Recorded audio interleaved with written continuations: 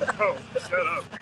All right, everybody, thank you for tuning in to the PG show where we talk about all things college football. And I know a lot of you guys are taking a break from watching LeBron trying to break a scoring record that we never thought could be touched. But it's only the first quarter, so y'all got a little bit before we even get near that. But Nigel Smith is joining me today, a top defensive lineman in the 2024 class. And if you guys watched the previous interview, we talked about it. This man's going to be a 5-star. He already should be a 5-star. So he drops his top 16 today. Nigel, go ahead and give us a little insight to how you came up with this top 16 and why you chose the teams you chose. Now, I made sure I chose schools that I kept in really good contact with and was able to build a relationship, because I'm not going to choose a school that, is not really texting me and I don't feel comfortable with, and just can't have just a normal conversation with them. I made sure most of my schools, other than Georgia and Tennessee, were schools that I've taken a visit to already and know what it's like. And Georgia and Tennessee, I mean, I built a pretty solid relationship with Coach Scott and at Georgia and a couple other coaches, and I feel that they definitely deserve to be on there as well. Yeah, no, and Kirby Smart down there at Georgia, he's had probably one of the most elite defenses over the past 5-6 years, definitely in his time in Alabama. So if you're a defensive player, you always got to have him in there. But it's interesting because you got Ohio State in there with Larry Brown. And, we've talked about it. He's an elite recruiter in and of himself. But they're over 885 miles away from home. So that one intrigues me a little bit. And then you've got some of the other Texas schools in there, the Red Raiders, TCU, Texas, so you're definitely showing your home state some love. Is there any specific recruiter that has stuck out to you in terms of the relationships that they've been building? All right, so there's a lot. Coach Johnson at Ohio State, Larry Johnson, we built a very good relationship throughout he's offered me my sophomore year, and we've built a really good relationship throughout that time. Just texted him today. He's training with Joey Bosa right now, and he's back in the lab, so it was great to see a video of that guy work. And Coach AZ at Penn State and Coach Scott, both of those guys I've built a great relationship with. Coach AZ, he cuts hair as well, and I'm trying to get into that. So it's something to talk about. We just chop it up about stuff.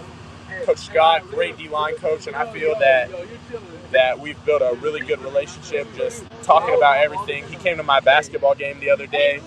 And also, obviously Coach Chave, Coach Bates, those guys are elite recruiters in their own way. And they're funny, they're calm. They really do, like they say, go together like salt and pepper. And then Coach Price at A&M, Coach Davis, those guys are, their history speaks for itself. So. No, yeah, you love to hear that. And listen, we got some OU fans in the chat, and of course they're going to ask these questions. So they want to know, what's your relationship like with Todd Bates and Miguel Chavis? Because this is the first year that Oklahoma's had those guys, and so we haven't really had a lot of insight to their recruiting. My relationship is very good with them. Coach Chave and Venables, they was just at my game.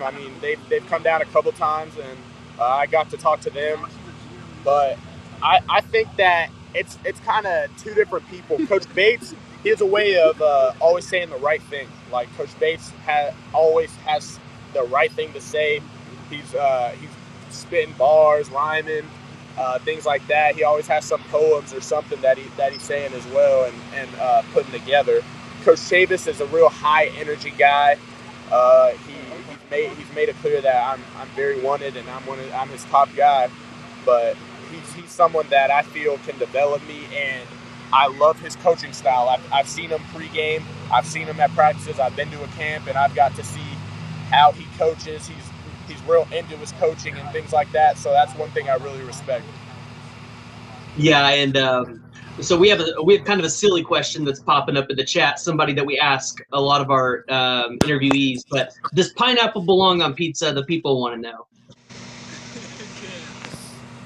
I don't think pineapple belongs on pizza. I like a hamburger, like sausage or something pizza, like 3 meat.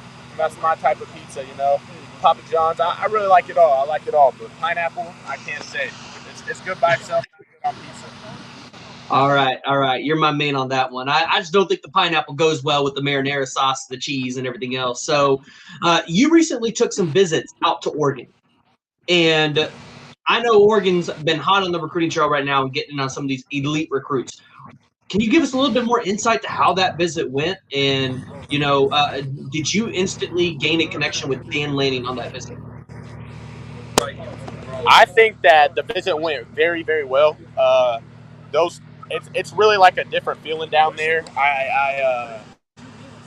It most places are real bright and colorful. Oregon is like their facility is kind of like the Batcave. Like it's dark and it's real cool looking. Their coaches they make you feel right at home from the moment you step in there. And I mean, I got to sit down with Coach Lupoy, Coach Lanning, Coach T, all of them, and talk ball, talk family, talk just talk life, and I really enjoy everything, all my time down there. Yeah, so I know you take a lot of unofficials. I know you're going to be taking officials later on. Is there a specific recruiting trip that you're kind of excited for, whether it's because of the venue, maybe the state that you've never been to? And then do you have a memorable recruiting moment so far?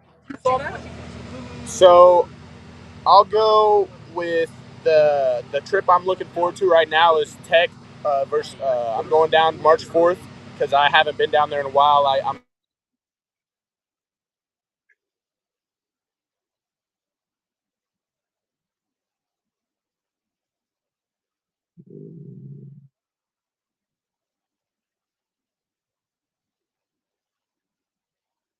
to just because I enjoyed myself so much.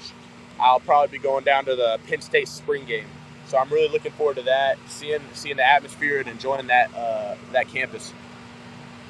And Yeah, then I like that one. Texas Tech, their facilities, they're definitely on the up and up. I think they announced a stadium renovation uh, right. thing that they're going to be doing. So Texas Tech's got some good momentum there. So and Penn State, we've talked about them the last time we had you on.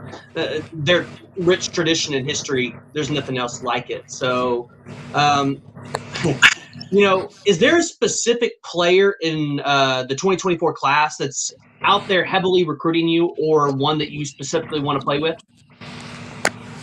I can't say. I don't really talk to many 24s outside of my school. The biggest person recruiting me is is uh, is Big Trev Gooseby. He's on the bus somewhere, but he's the biggest recruiter for me right now. Always talking about UT, and he stays on it. But he's a class of 23, and he's one of my good friends. Yeah. Well, listen, hey, Nigel, we appreciate you coming on and breaking down this top 16 a little bit. We know you just got done playing basketball and you're getting ready for the football season again. So, listen, I'm sure we'll have you on again as you break down to a top 8 and, you start taking OVs and get closer to that time. We'll talk to you again. But before I let you go, does LeBron James break the scoring record tonight? He does not. He breaks it against the Bucks. He's going to have 27 tonight and break it against the Bucks. All right. You heard it here first. Well, hey, Nigel, I appreciate you coming on. And to all the fans in the chat, if you guys haven't already, please go ahead and hit that like and subscribe button because we will be following Nigel Smith's recruitment as the 2024 cycle continues to move along. So appreciate you guys pulling up, and we'll see y'all next time.